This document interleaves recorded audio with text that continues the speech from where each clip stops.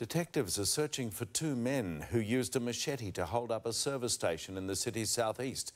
It came as Home Affairs Minister Peter Dutton continues his crime crusade, taking aim at Victoria's judiciary, prompting a rebuke from the Attorney-General. State political reporter Andrew Lund.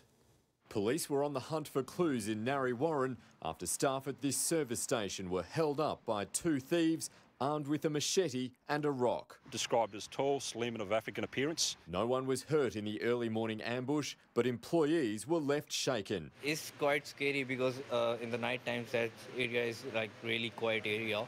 So yeah, it's scary. It gave Home Affairs Minister Peter Dutton more fodder for morning radio. It's not a problem in New South Wales or Queensland or Perth, it's a problem in Victoria. But the Victorian Attorney-General pointed to figures from the Australian Bureau of Statistics showing that in 2015-16 the number of unique youth offenders was higher in both New South Wales and Queensland. And yet Mr Dutton doesn't see fit to make any comment about crime in New South Wales. Peter Dutton also took another swipe at the state's justice system. If you're appointing civil libertarians to the Magistrates Court over a long period of time, you will get soft sentences, and that's the reality. He's made these claims without offering a single shred of evidence to defend them. They are completely unwarranted and untrue. No government in recent memory has done more to appoint former prosecutors to our bench. We need to get tougher, not just on the sentencing side, but also on the prosecuting side. But the coalition kicked an own goal, with senior Liberal David Davis tweeting this link to an article on the state's gang culture written in 2012, when Liberal Premier Ted Baillieu was in power. In amongst today's political to and fro, the first meeting of the Victoria Police African Community Task Force.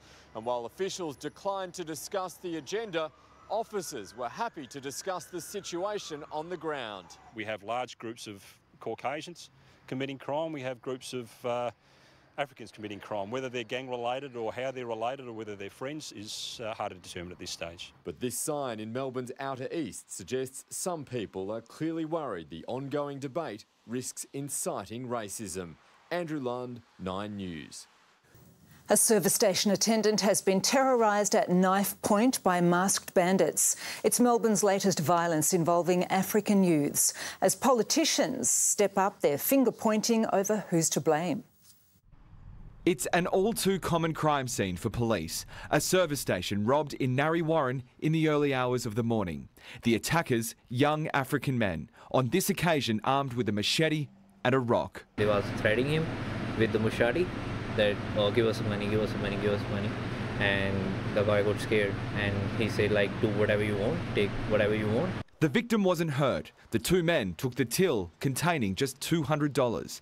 Their identities were concealed and the security cameras weren't working, so police have very little to go on. It is a very scary experience to be confronted by anyone with a machete and without knowing the demeanour of these people and not having that CCTV. I can only imagine how scared he would be. This morning it generated more debate about how big a problem African gang crime is in Melbourne. The Home Affairs Minister Peter Dutton says Premier Daniel Andrews needs to overhaul Victoria's justice system. If you're appointing civil libertarians to the Magistrates Court over a long period of time, you will get soft sentences. This is a problem years in the making, and it's not a problem in New South Wales or Queensland or Perth. The crime rates for young people in those states are going up, where the crime rate for young people in Victoria is going down. Police say businesses, especially 24-hour service stations, have a responsibility to be extremely mindful of opportunistic crime. This morning was a stark reminder it can take less than a minute for criminals to make their move. This morning's armed attackers are yet to be caught. Michael Scanlon, 7 News.